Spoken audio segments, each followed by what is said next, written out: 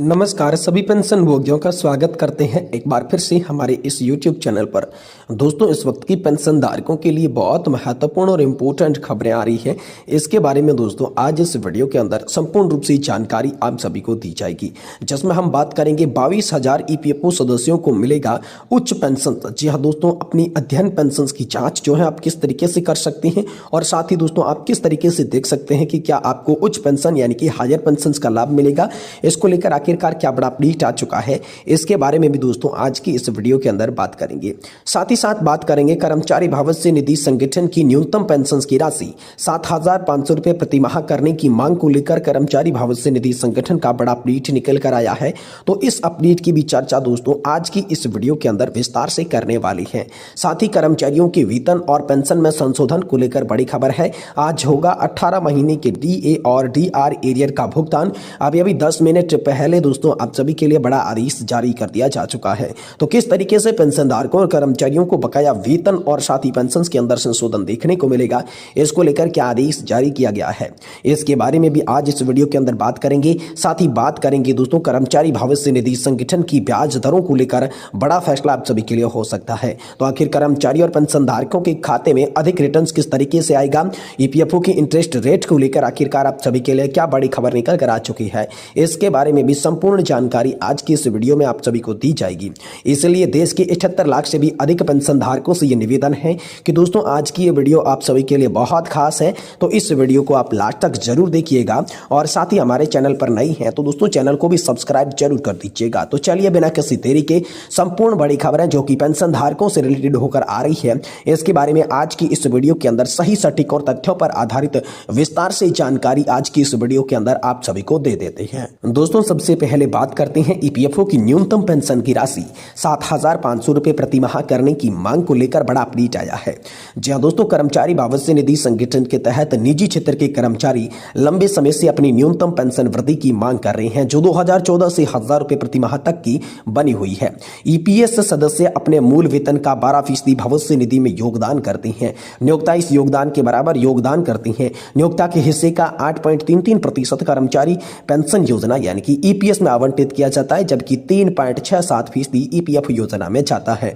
तो दोस्तों EPFO की न्यूनतम पेंशन वृद्धि को लेकर क्या बड़ा अपडेट है, तो दोस्तों यहां पर EPS सेवानिवृत्त कर्मचारियों के प्रतिनिधि मंडल ने बजट 2025 से पहले वित्त मंत्री निर्मला सीतारमण से मुलाकात की और न्यूनतम पेंशन 7,500 रुपए प्रति माह और महंगाई भत्ते की अपनी लंबित मांग को चली आ रही मांग पर जोर दिया। EPS 95 राष्ट्रीय आंदोलन समिति ने कहा कि वित्त मंत्री ने उन्हें आश्वासन दिया कि उनकी मांगों पर सहानुभूतिपूर्वक विचार किया जाएगा।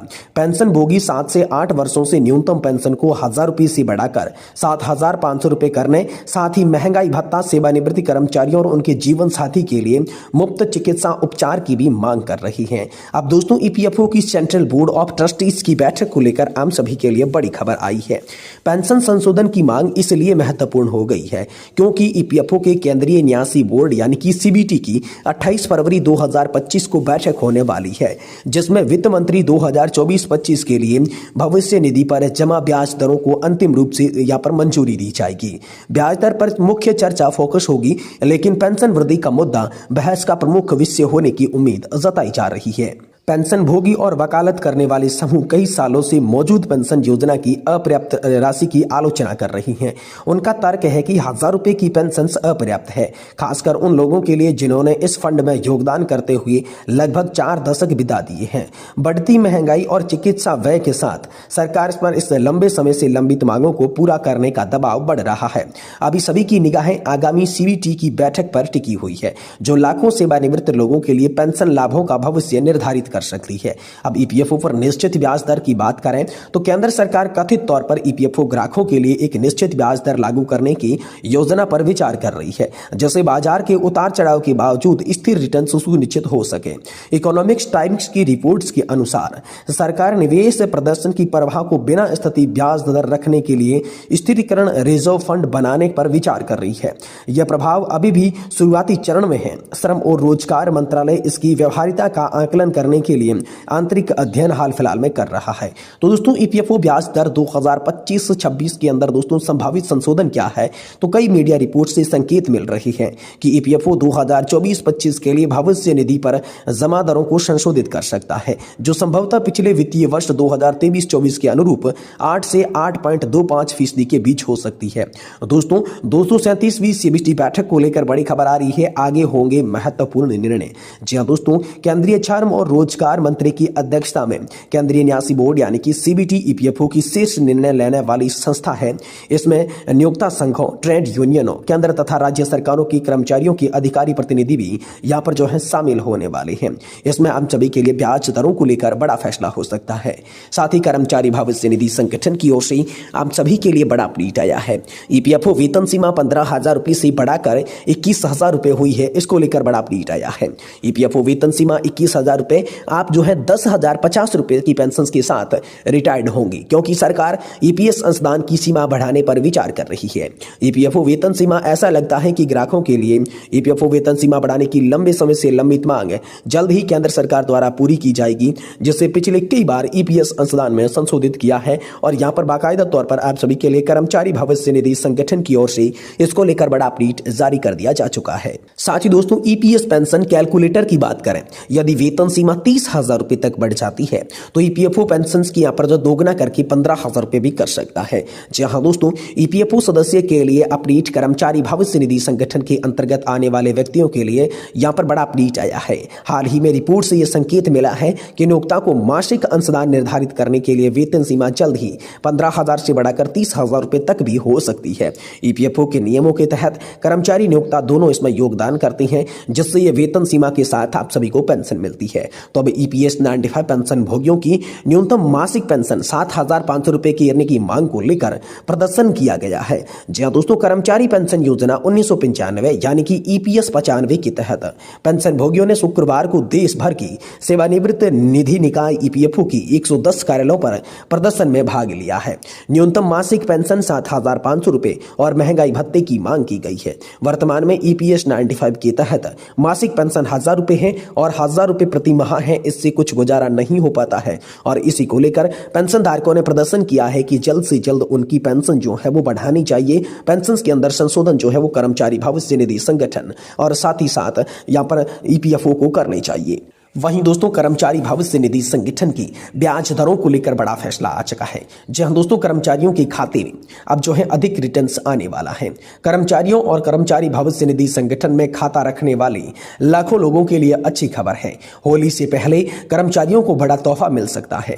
फरवरी के अंत में सेंट्रल बोर्ड ऑफ ट्रस्टीज की एक अहम बैठक होने की उम्मीद है, जिसमें वित्तीय वर्ष 2024-25 के लिए पीएफ का ब्याज दर तय की जाएगी। जी हां दोस्तों, ब्याज दरों को इस तरह का बदलाव जिसके 6 करोड़ से भी ज्यादा लोगों को यहां पर फायदा होने वाला है। मीडिया रिपोर्ट्स के अनुसार उम्मीद की जा रही है कि कर्मचारी भविष्य निधि संगठन की केंद्रीय न्यासी बोर्ड की 237वीं बैठक 28 फरवरी को होगी। इसकी अध्यक्षता केंद्रीय श्रम मंत्री करेंगे, जो नियोक्ता संघों और ट्रेड यूनियनों के प्रतिनिधियों के साथ इस बैठक में भाग लेंगे। बताया गया है कि इस बैठक में वित्तीय वर्ष 2024-25 के लिए भविष्य निधि पर जमा ब्याज दर तय की जाएगी। हालांकि अभी तक आधिकारिक एजेंडे का खुलासा नहीं किया गया है। पिछली सेंट्रल बोर्ड ऑफ ट्रस्टीज की बैठक 30 नवंबर 2024 को हुई थी। वित्त वर्ष 2023-24 के लिए ईपीएफओ द्वारा भविष्य निधि जमा पर 8.25% ब्याज की दर तय की गई थी, जिसे अब दोस्तों यहां पर बढ़ा दिया जा सकता है। वित्त मंत्रालय की मंजूरी के बाद सेंट्रल बोर्ड ऑफ ट्रस्टीज की बैठक के अंदर ब्याज दरों में हुए फैसले को अंतिम मोहर मिल सकती है। कब तक दोस्तों हम सभी के लिए ब्याज दर बढ़ सकती है, तो यहां पर 28 फरवरी 2025 के तहत आप सभी की होने वाली सेंट्रल बोर्ड ऑफ ट्रस्टीज की बैठक पर हम सभी के लिए जो है ब्याज दरों की फैसला लिया जा सकता है।